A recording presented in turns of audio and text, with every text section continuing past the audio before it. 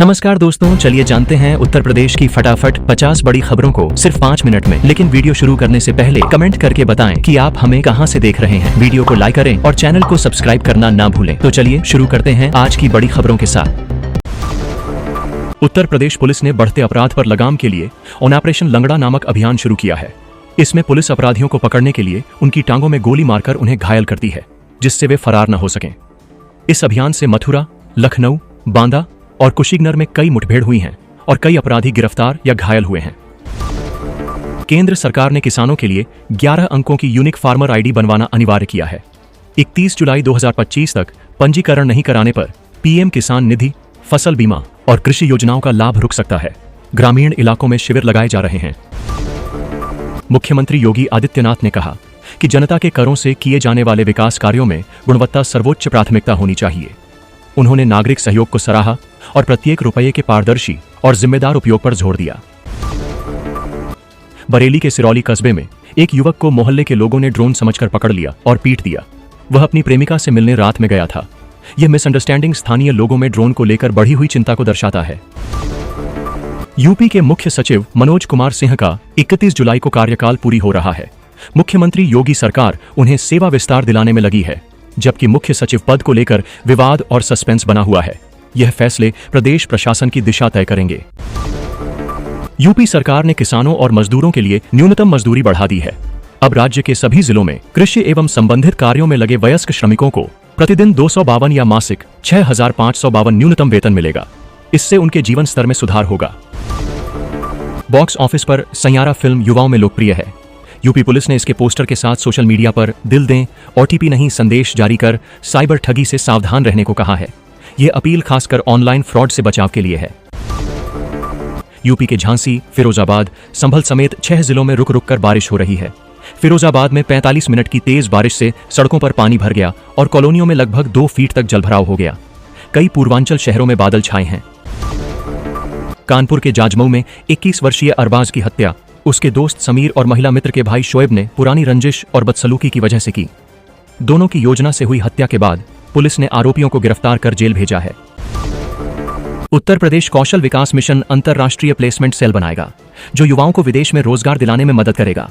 Israel में सफल युवाओं के बाद अब जर्मनी, जापान और खाड़ी देशों में भी उनकी मांग बढ़ी है। यह प्रयास युवाओं के लिए नए अवसर खोलेगा।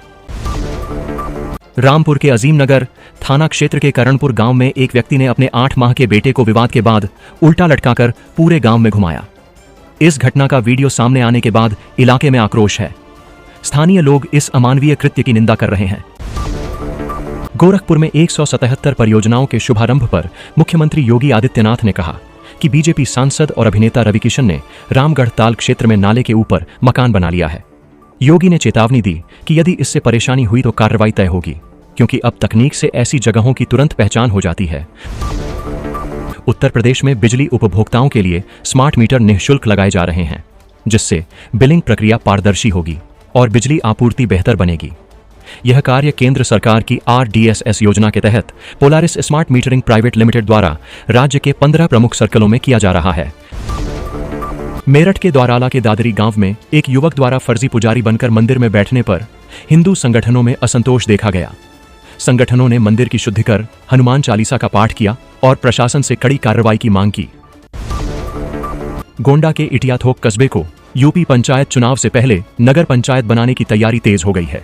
डीएम नेहा शर्मा ने संबंधित ब्लॉक को पत्र भेजकर इस संबंध में आवश्यक जानकारी मांगी है।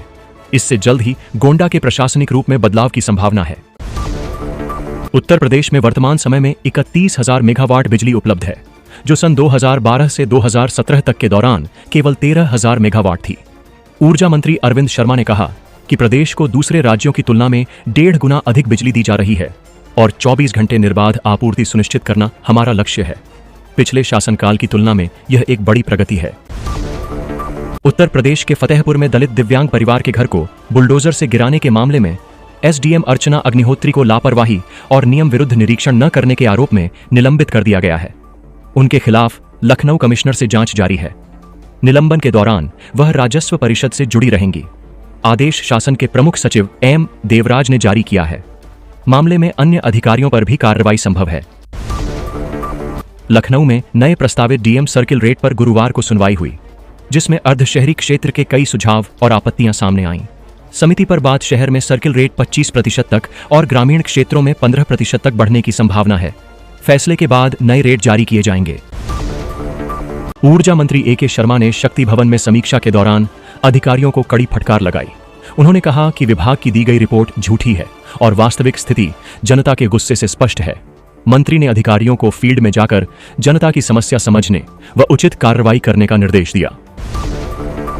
उत्तर प्रदेश के बासूपार स्थित प्राथमिक विद्यालय का कायाकल्प ऑपरेशन कायाकल्प योजना के तहत हुआ है। अब यह स्कूल अपनी भव्यता और सुधारों के कारण आजमगढ़ जिले में चर्चा का मुख्य केंद्र बन गया है। योजना ने स्कूल की सुविधाओं और माहौल में उल्लेखनीय बदलाव लाया है। बहुजन समाज पार्टी में वापसी के बाद आकाश आनंद ने सक्रियता बढ़ाई है। पटना में छत्रपति शाहूजी महाराज जयंती समारोह में शामिल होने के बाद वे 27 जुलाई को जालंधर और जम्मू कश्मीर में पार्टी कार्यों की समीक्षा करेंगे, जिससे वे दोनों राज्यों में अपनी राजनीतिक पकड़ मजबूत करेंगे। गोरखपुर ने स्वच्छता सर्वेक्षण में अपने वर्ग में देश में पहला स्थान हासिल किया है। इससे पहले शहर अराजकता और समस्याओं से जूझता था, लेकिन अब स्वच्छता, बेहतर सड़कों और शिक्षा के दम पर वह नए भारत में एक नया चेहरा बना चुका है।